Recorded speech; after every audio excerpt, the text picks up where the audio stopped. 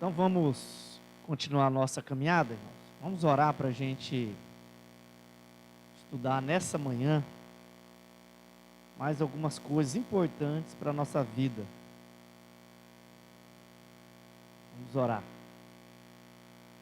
Deus, nós queremos te louvar por essa manhã, pelo privilégio que temos de estarmos juntos, adorando o teu nome e aprendendo mais daquilo que o Senhor deseja para nós, para que a gente não seja enganado, não seja confundido, mas que a gente tenha a tua palavra exclusiva, uma autoridade máxima da nossa vida.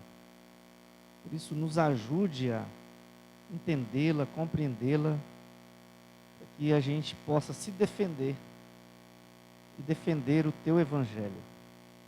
É isso que pedimos a ti, em nome do Senhor Jesus. Amém. Ok. Então vamos continuar, né, irmãos? A nossa pergunta é: quem é Jesus para você, né? E aí, esse é o nosso texto que a gente está analisando. E aconteceu que, estando ele só, Lucas, né? Lucas 9, 18 a 22 diz: E aconteceu que, estando ele só, orando, estavam com ele os discípulos, e perguntou-lhes, dizendo: Quem dizes à multidão que eu sou? E respondendo eles, disseram: João o Batista, outros Elias, e outros que um dos antigos profetas ressuscitou. E disse-lhes: E vós, quem dizeis que eu sou? E respondendo Pedro disse: O Cristo de Deus. E admoestando-os, mandou que a ninguém referissem isso, dizendo: É necessário que o Filho do Homem padeça muitas coisas, e seja rejeitado dos anciões e dos escribas, e seja morto, e ressuscite ao terceiro dia. Percebeu que tem uma coisa aqui interessante, ó, que Jesus admoestou para que eles não dissessem isso, que Jesus era o Messias, o Cristo ainda? É interessante, né? Porque depois ele manda os discípulos fazerem isso. E aí aqui tem o porquê, ó. Porque ainda é necessário que prove que ele de fato é o Messias. Então, quais são as credenciais? Que ele morra, que ele padeça, que ele ressuscite, e ao terceiro dia, né? Ao terceiro dia ele ressuscite. Ok? Então vamos lá. Então, quem é Jesus para você? Então, a gente estava mostrando exatamente isso, que essa é a pergunta mais importante da nossa vida, e se você quer saber se alguém de fato crê em Jesus. Ok? Então, ó, nós já mostramos isso aqui, ó, o critério para se julgar se um grupo crê em Cristo mesmo, sempre foi, sempre deve ser a pergunta: o que pensais vós de Cristo? Quem é Cristo para você? Pois qualquer grupo ou pessoa, né, que dê as costas a Jesus, rejeitando como Senhor e Salvador, irmãos, ou Salvador e Senhor, como divino e humano, deve ser repudiado, e você já vai ver que eles de fato não são de Deus. Então essa aí, ó, é por isso que estamos vendo quem é Jesus para alguns grupos. E nós já vimos quem é Jesus para o budismo, né, para as testemunhas de Jeová, para os mormons, para a igreja da unificação, que é a igreja do reverendo Moon, para o espiritismo kardecista e para a legião da boa vontade, que é espírita kardecista do mesmo jeito, só mudou o nome e mudou o líder. Maravilha, então vamos lá. Hoje continuaremos, irmãos.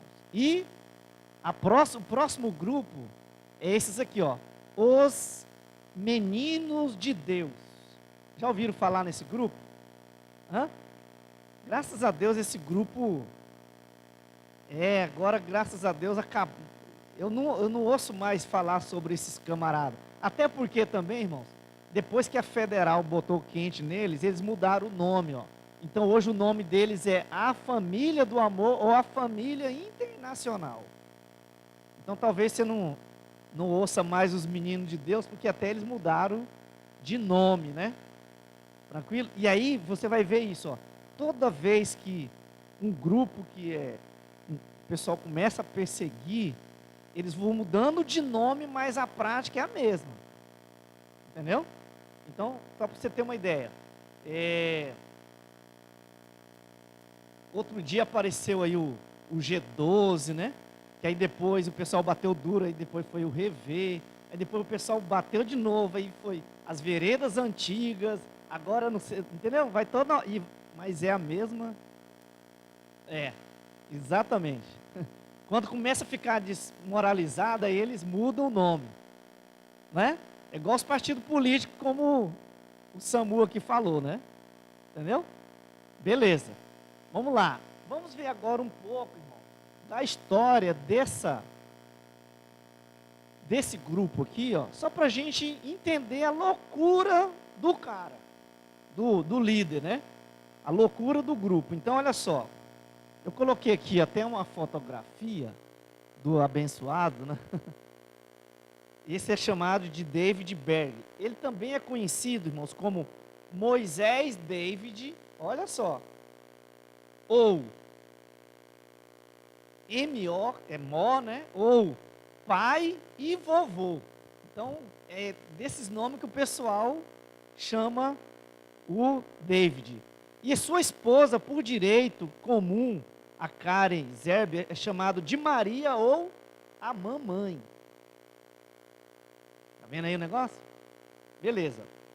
E os textos que eles usam para se promover olha só, Ezequiel 34, 23, que diz assim, ó, e levantarei sobre elas um só pastor e eles apacentará. O meu servo David é quem há de apacentar. Ele lhe servirá de pastor. Ó outro. E eu os livrarei de todos os lugares da sua residência que pecaram. E o meu servo David será rei ou chefe sobre eles. É um negócio bacana, né? Aí olha só, um pouquinho da história do David. David Berg nasceu em Oakland, Califórnia, em 18 de fevereiro de 1919, filho da evangelista Virginia Berg e do pastor Berg. Segundo as suas próprias recordações, irmãos, Berg foi abusado sexualmente quando era criança, por adulto de ambos os sexos, e aí agora você vai ver por que ele defende umas práticas estranhas lá no grupo dele. Tendo relações incestuosas com uma prima aos 7 anos, e quando tinha 10 anos já estava obcecado por sexo e masturbação. Tudo isso conflitava com sua criação de estrita moral. David Berg era casado desde 1944 com Jane, de cujo enlace nasceram 4 filhos. Entretanto, tinha um problema conjugal. Sua esposa, Jane, só permitia sexo com o esposo 1 ou 2 vezes por ano, pois cria que o sexo não era uma coisa principal para os cristãos. Este fato atormentava David. No final da década de 1940, Berg foi ordenado ministro, pastoreando uma igreja por 2 anos. Ele alegou que foi exonerado injustamente deste pastorado por causa de seus fortes sermões e pela política de integração. Sempre quando um camarada acontece alguma coisa que o pessoal corta o pescoço dele, eles vão culpar, né? Vão dizer que não, foi por causa da minha pregação, que incomodava as pessoas, ou então é porque o pessoal me persegue, entendeu? Então aconteceu isso, ó. Só que certos membros de sua própria família, no entanto, afirma que a causa foi uma aventura adúltera com um membro da congregação. Qualquer que seja a causa, foi uma aventura, qual que seja a razão, né? Berg logo escreveu que o incidente o fez ficar tão furioso, amargurado e decepcionado com todo o sistema hipócrita da igreja, que ele quase chegou a se tornar comunista. Durante os anos de 1950, ele pareceu encontrar seu lugar temporariamente com a Clínica da Alma, um movimento radical missionário fundado por Fred Jordan, um ex-ministro batista. Foi ali onde Berg adquiriu seu zelo quase militar por testemunhar, uma ênfase que perdura até os dias de hoje em grande parte da família. Apesar de seu serviço a Deus, Berg depois disse aos seus seguidores que visitava prostitutas e se comprazia em aventuras adúlteras. Por volta de 1968, conheceu uma jovem discípula chamada Karen Zerbe. apelidada por Maria e agora chamada mamãe pelos membros da família. De 23 anos de idade, com o qual passou a descobrir os prazeres do amor. E junto com a jovem, 26 anos mais nova do que ele, é ele quem diz isso, Jesus começa a enviar-lhe mensagem apontando como tendo um trabalho especial para ele. Agora olha só a mensagem de Jesus. E uma das mensagens de Jesus foi afirmado,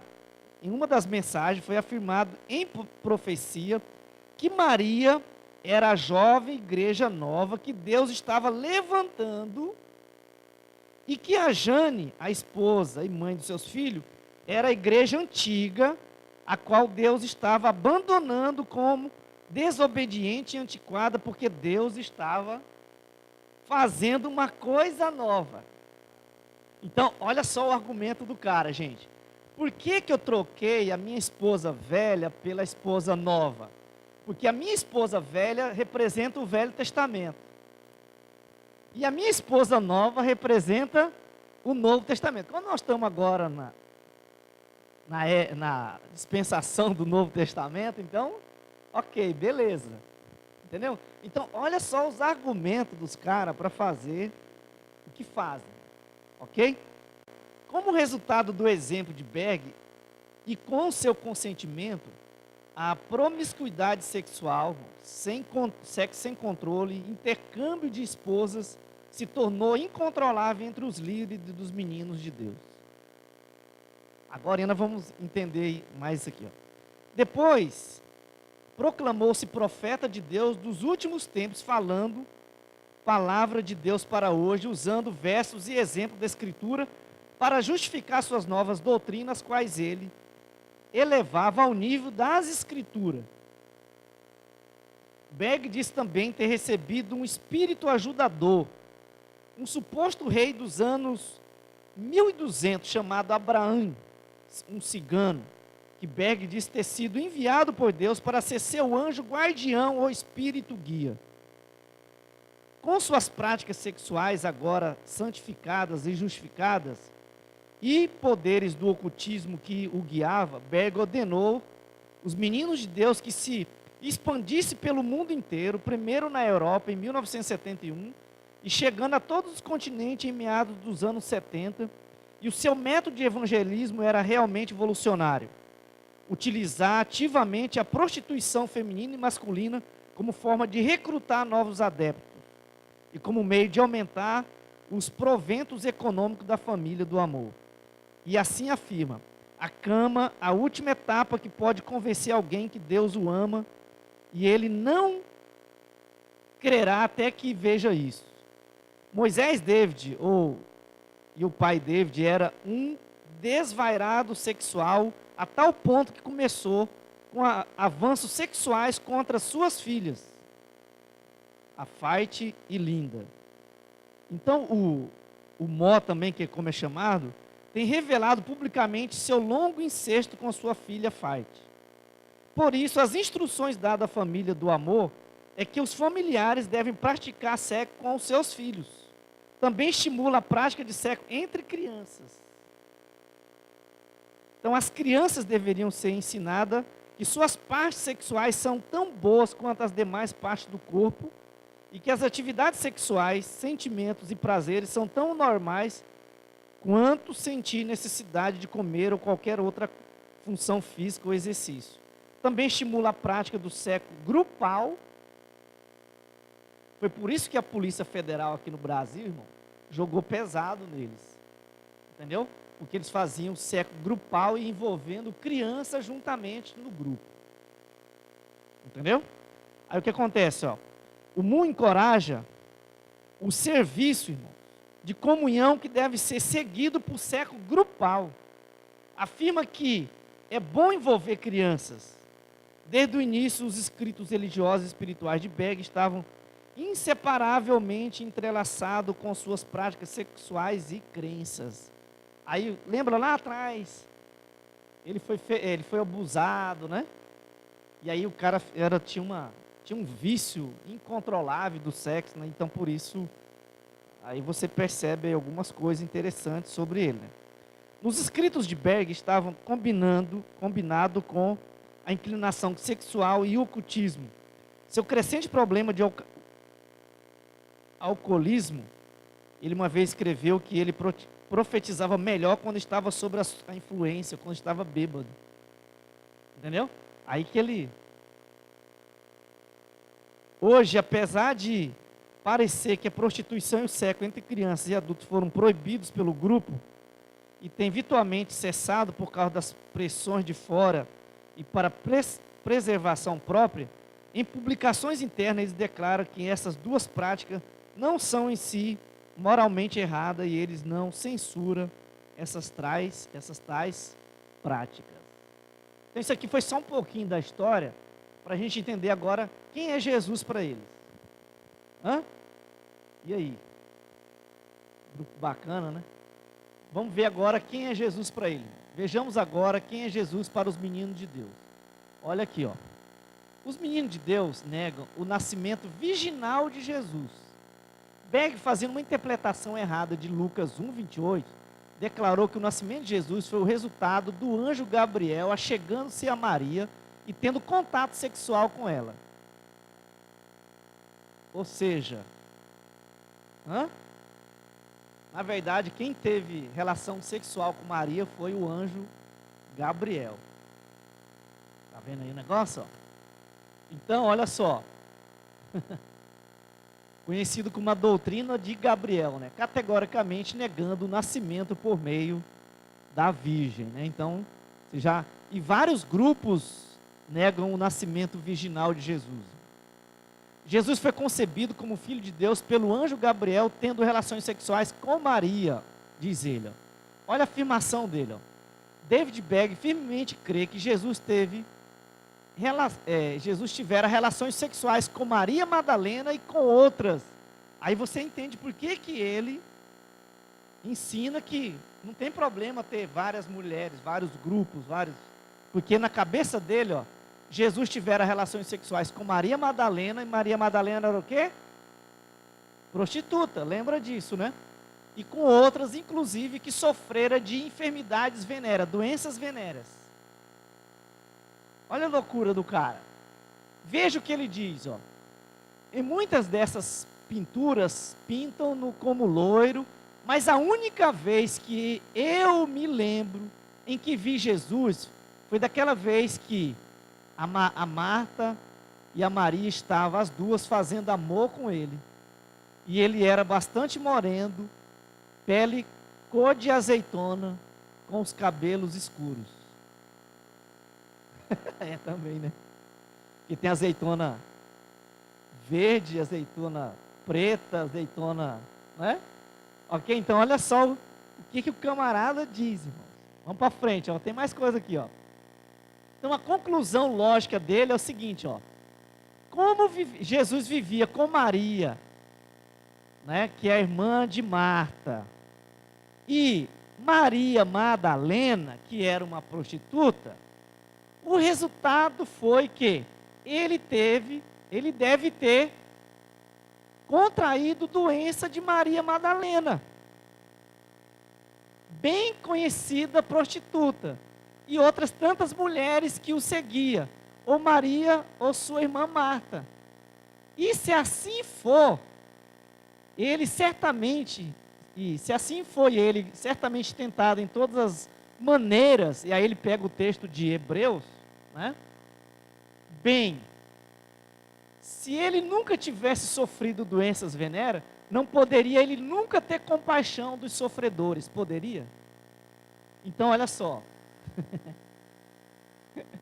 qual o texto que ele vai ter essa conclusão? Ó. Como Jesus sofreu todas as coisas que a gente sofre, então, logicamente, a conclusão dele é que ele também teve isso. Entendeu? Doidura, né? As profecias, irmão, dele, ó, sobre a vinda de Cristo. David, é interessante, o cara não crê nesse monte de coisa sobre Jesus, né? Mas aí profetiza, né? Olha aqui, ó, a vinda de Jesus. Ó. David Berg fixou o ano de 1993 para o retorno de Cristo, usou o argumento de que Jesus disse somente que não podíamos saber o dia nem a hora, mas nada falou sobre o ano, semana ou mês. Entendeu? Então, ele pega o texto lá de Mateus, dizendo, ó, aqui Jesus está dizendo que ninguém pode saber o dia nem a hora. Mas ele não falou sobre o mês, sobre o ano. Então, ele marcou o ano de 1993. Ok? É interessante, né? Aí, agora tentamos para o que diz a Escritura. Olhar e vigiar, olha, vigiai e orai, porque não sabeis quando chegará o tempo, né? Atos 1, não vos pertence saber o tempo ou a época que o Pai reservou pela sua exclusiva autoridade. Irmãos, ninguém vai saber do dia da vinda de Cristo, porque ninguém vai revelar isso. Nem anjo, nem o próprio Jesus revelou para os apóstolos, né? A gente já estudou aqui, se tinha alguém que deveria saber, eram os apóstolos. Mas Jesus vai dizer que ele não poderia falar isso para eles, porque isso é uma função exclusiva do Pai. Ele não poderia entrar na tarefa do Pai, né? Beleza? Ok, gente? Então você vê aí quem é o Jesus para os meninos de Deus, ou a família do amor. Entendeu? Beleza? Vamos para frente agora. Outro grupo. Quem é Jesus para a igreja adventista do sétimo dia? Os adventistas do sétimo dia, irmãos, ensinam que Cristo, ao vir à terra, tomou sobre si a natureza pecaminosa do homem. Aqui que está o detalhe, gente. A Escritura vai dizer que Jesus se fez homem. Aí Hebreus vai dizer, porém, sem pecado. Não é isso? Então, olha aqui o que eles afirmam. Ó, e aí eu coloquei aqui, irmão, até a página do livro que eu tirei, que é deles. Não é uma coisa que ninguém está inventando. Não é outras pessoas falando deles. É eles que dizem isso aqui, ó. Em sua humanidade, ó, Estudos Bíblicos, página 140 a 141, de uma revistinha deles lá, diz o seguinte: em sua humanidade, Cristo participou de nossa natureza pecaminosa, caída. De sua parte humana, Cristo herdou exatamente o que herda todo filho de Adão, uma natureza pecaminosa. Vejamos o que a Bíblia diz em Hebreus 4,15, só para a gente atentar para isso. Porque não temos sumo sacerdote que não possa compadecer de nossas fraquezas. Antes, ele foi tentado em todas as coisas. Ó aqui, ó. É o mesmo texto que o Beg pegou. Se ele foi tentado em todas as coisas, entendeu? Se ele participou de todas as coisas do ser humano, agora, diz o seguinte, ó. Antes foi ele tentado em todas as coisas, a nossa semelhança, vírgula, mas sem pecado. Aí tem que ficar bem claro na cabeça nossa, beleza? Ó, olha outra coisa sobre a vinda de Jesus. Quando eles marcaram várias vezes a vinda de Jesus, a Ellen White chegou a dizer o seguinte, que na verdade, olha só, Jesus já veio, irmão, tranquilo? Só que ele está numa esfera. Então vamos só aqui pegar o conflito dos séculos, página 420, 421, que está isso aqui, que é um dos livros, que é quase a Bíblia deles. Entendeu? Então veja que eu não estou tirando nada da minha cabeça aqui não. Ok? Então, segundo a teologia de Ellen White, a expiação não foi concluída na cruz do Calvário, só no ano que aconteceu no ano 34 depois de Cristo, né? Aí está o conflito do século. Ó. Aí ela vai dizer o seguinte, ó, vai continuar o texto aí, ó. Ao terminar as 2.300 tardes e manhã, Jesus entrou no lugar santíssimo para efetuar a última parte da sua solene obra, purificar o santuário, que seria o ano de 1844, que foi uma data que ela marcou para a vinda de Cristo. Ok? Página 62 do volume 86, número 1, janeiro a março de 2010, que é uma revistinha que eles tinham nessa época aqui, ó. Ok? Que é chamado de investigação. Então, ele voltou, na verdade, ele voltou, irmão. E aí agora ele está vendo aqui, ó. Agora, no Santíssimo Lugar, de lá ele está observando quem pode ser salvo ou quem pode ser tirado do livrinho. Entendeu? Olha a doidura, gente. Tranquilo? Então esse é o negócio, ó. Então Jesus agora, na verdade, ele voltou e ele está lá agora com o juízo investigativo, que é investigando você, ó. Ah, aquela ali não pipocou, então, entendeu? Ah, aquela ali está fazendo um monte de coisa bacana, e agora nós vamos ver que tem que cumprir o sábado, senão também não vale, não é? Olha agora sobre o sangue de Jesus, ó. Isso está em Patriarcas e Profeta, página 357, que também é uma outra literatura deles, ó. Olha só, gente. Quem é o sangue de Jesus para ele, ó? O sangue de Cristo, ao mesmo tempo em que livraria da condenação da lei o pecador arrependido, vírgula, não cancelaria o pecado. Este ficaria registrado até a expiação final. Entendeu? Aí, olha o que eu coloquei. Isso contraria o que diz Colossenses 2, 13 a 15, irmão. E Atos 3, 19. Colossenses, capítulo 2, verso 13 até o 15. Olha só, irmão, o que está dizendo aí, ó. E a vós outros, que estáveis mortos pelas vossas transgressões e pela inclinação da vossa carne, vos deu vida juntamente com ele. Deus, né? Perdoando todos os nossos delitos, tendo cancelado o escrito de dívida que era contra nós e que constava de ordenança, o qual nos era prejudicial, removeu inteiramente, encravando na cruz, e despojando os principados e as potestades, publicamente os expôs ao desprezo, triunfando deles na cruz. Então, tudo aconteceu onde? Na cruz. Para Paulo,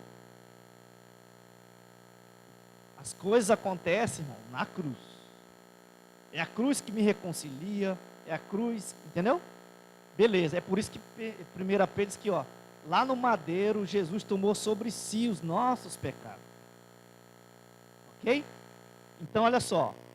Em outras palavras, irmãos, para te trazer ao reino, Deus Pai teve que em Cristo, ó, primeiro te dar vida, porque você estava morto, perdoar todos os seus pecados, cancelar tudo que era prejudicial a você. Você não podia vir para cá, para o reino, do jeito que você estava.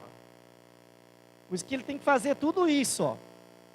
Ele teve que tirar do domínio, te tirar do domínio de Satanás, os demônios perderam o direito sobre você, entendeu? É isso que o texto diz.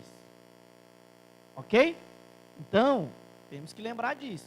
Vamos ver outra coisa, ó. Aqui que é o mais problemático também deles, irmão. Olha o que ele diz sobre isso. Vamos ver, ó. Sobre o bode emissário. Os adventistas dizem que o bode emissário que está lá, agora a gente vai ver o texto. Deixa eu ver até aqui, ó. Em Levítico aqui, ó. 16, de 5 a 10. Então ele diz, ó, que o bode emissário do dia da expiação representa Satanás. Assim colocam Satanás como coautor da sua salvação. Olha o perigo disso aqui, ó. O lugar de Satanás na expiação. A doutrina da expiação da igreja cristã, irmão, tem defendido que Cristo é o único expiador, sendo que Satanás não tem nenhuma parte na expiação. Agora eles, com base em Levítico 16, de 5 a 10, alegando que o bode emissário tipifica Satanás, Os adventistas do sétimo dia defendem que Satanás não somente levará o peso e castigo de seus próprios pecados, mas também os pecados da horte dos remidos, os quais foram colocados sobre ele. Então, lembra de, não sei se você lembra lá do episódio, ó. Então, no dia da expiação, você trazia a sua oferta, ok? Que era um cordeiro.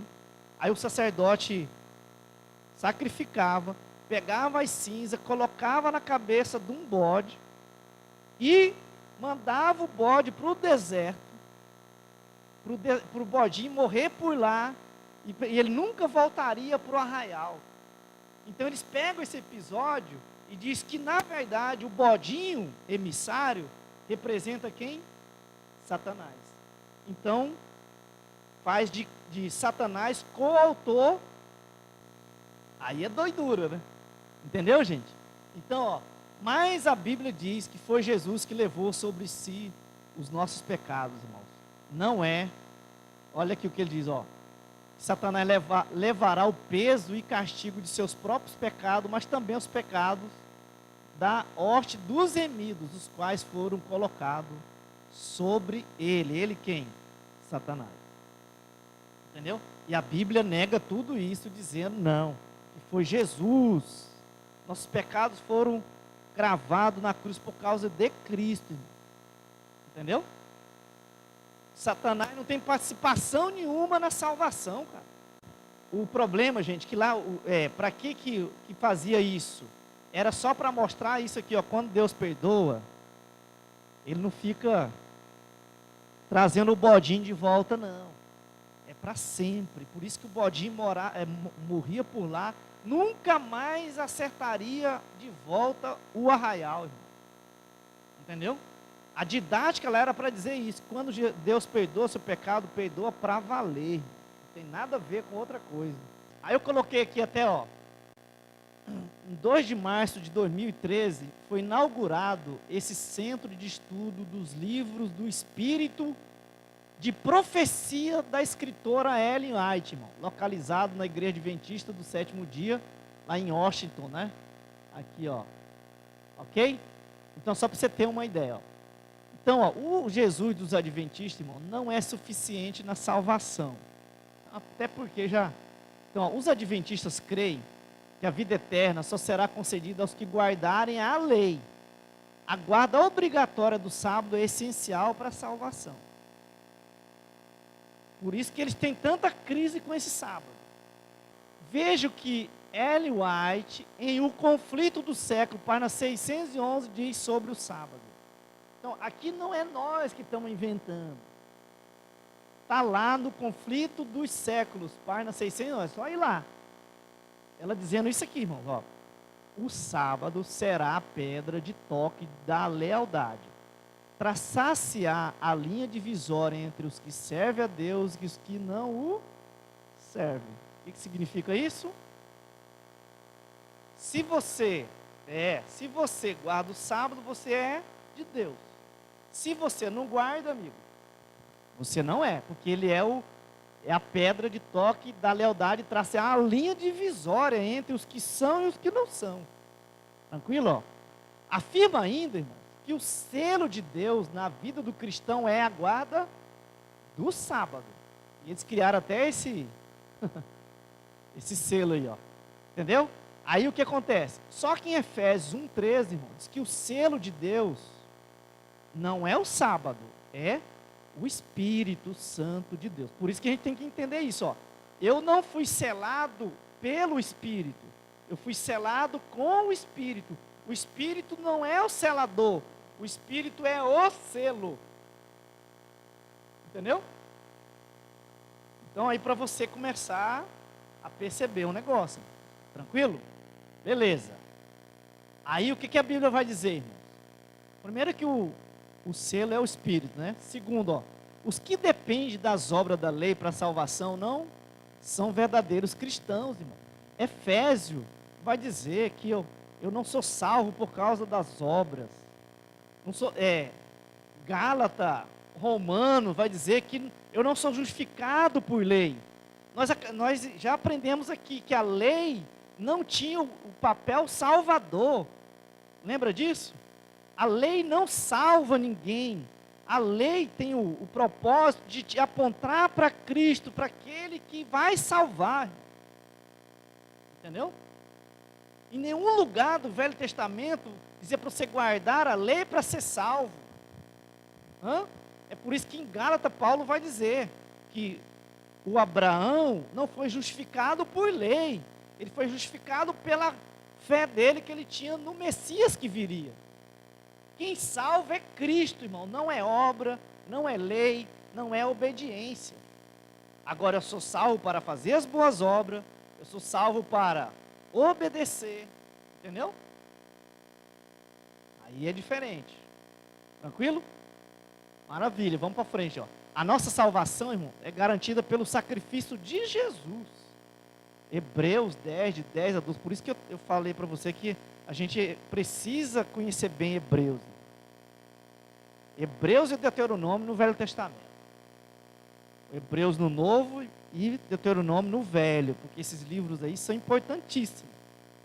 Ok? E quem nos transmite essa segurança é a palavra de Deus, irmão. 1 João 5, de 1 a 13. Vamos lá, só para a gente ver o que a Escritura diz. Ó.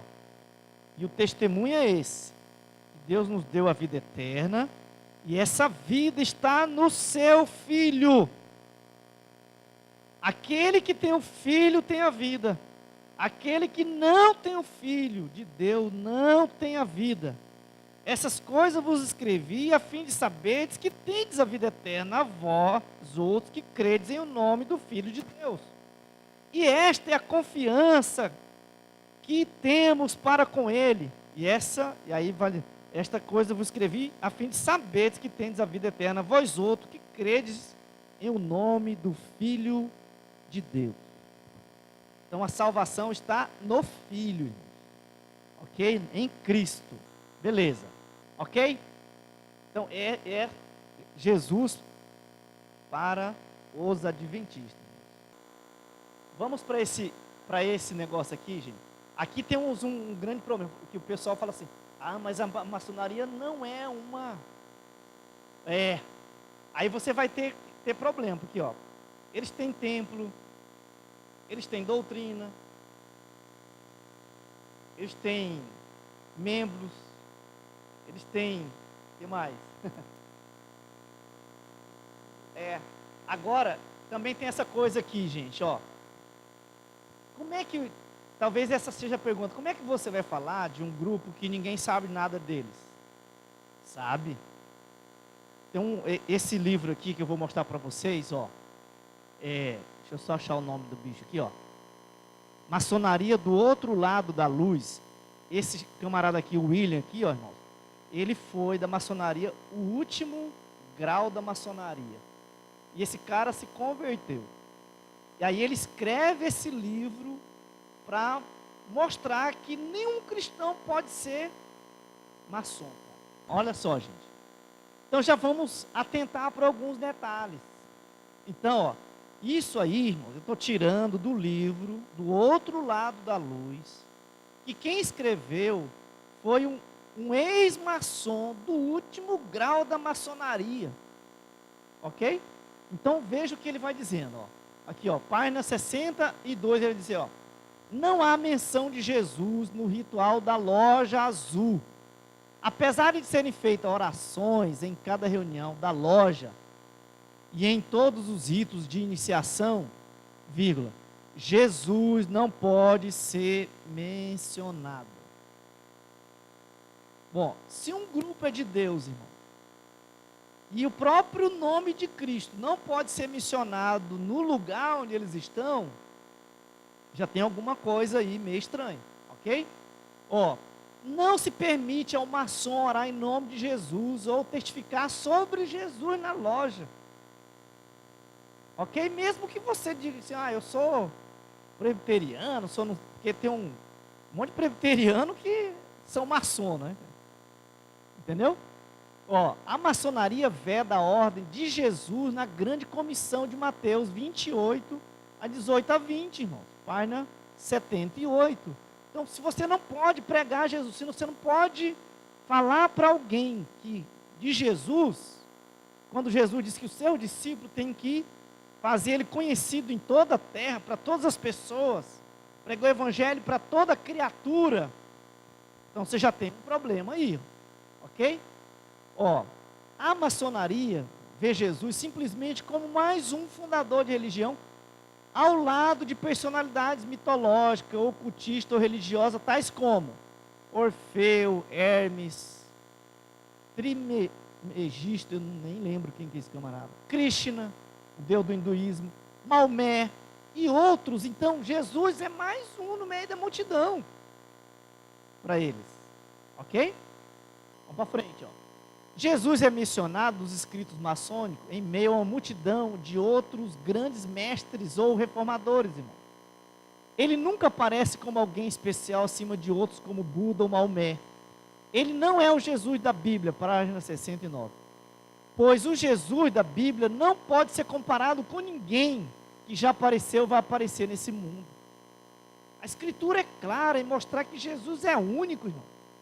É por isso que, quando vai falar do Salvador, está lá, o Salvador, não é um Salvador, não é um mediador, é o mediador, o único mediador, o Salvador, o Senhor, o fiador, a vida, o caminho, a verdade, entendeu? Então para aí, companheiro.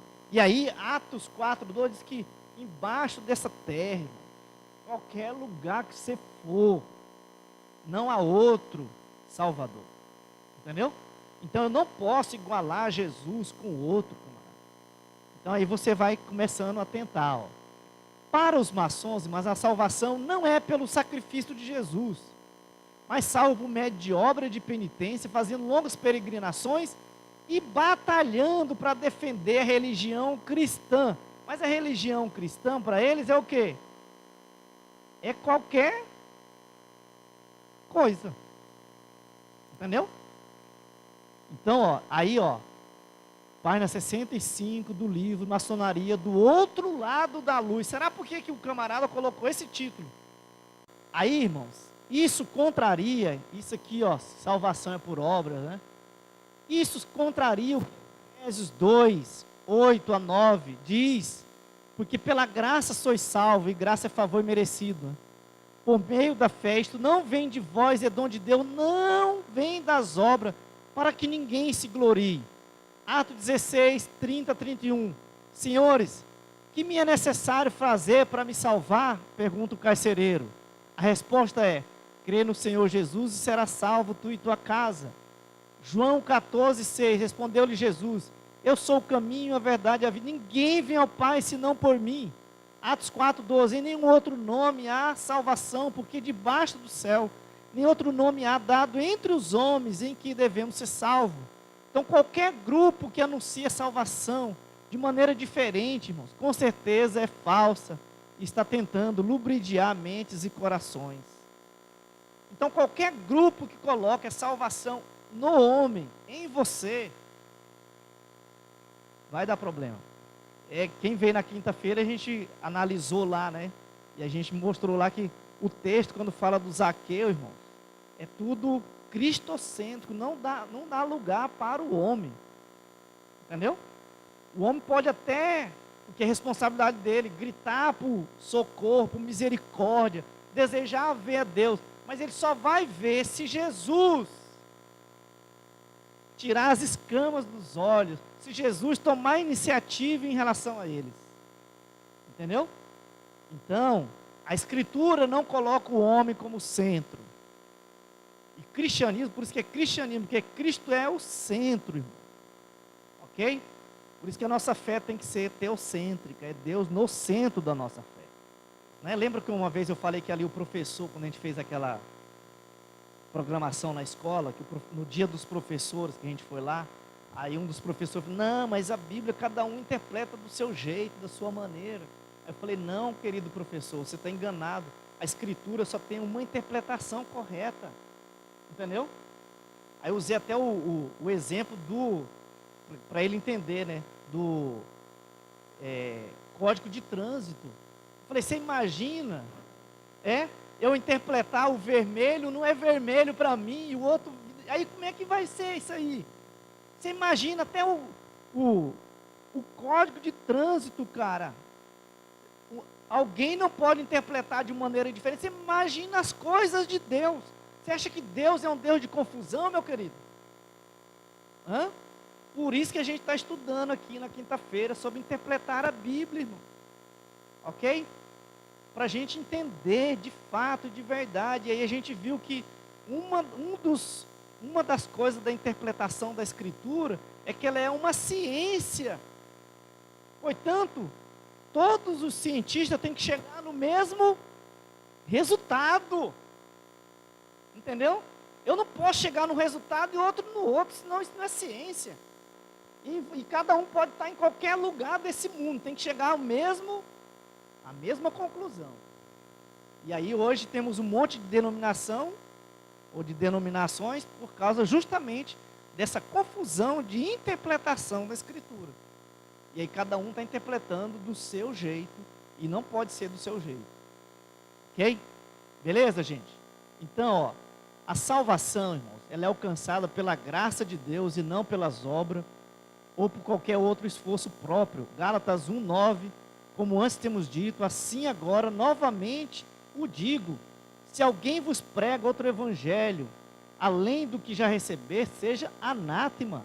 A maçonaria não aceita Jesus nem como divino e nem como ressurreto dentre os mortos, irmão. Página 70 daquele livro, Maçonaria do outro lado da vida, do outro lado da luz, né? Ok? Veja o que diz 2 Pedro 2:1.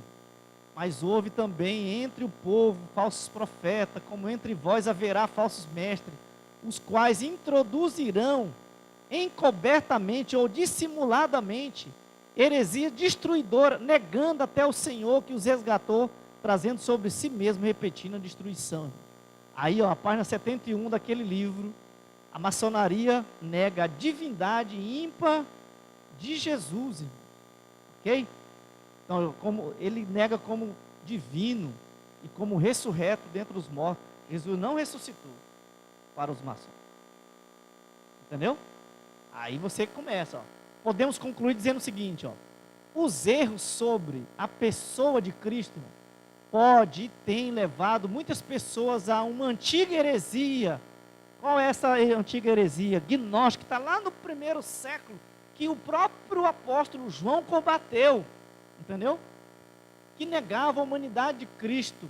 E a uma moderna heresia agnóstica, que nega a divindade de Cristo.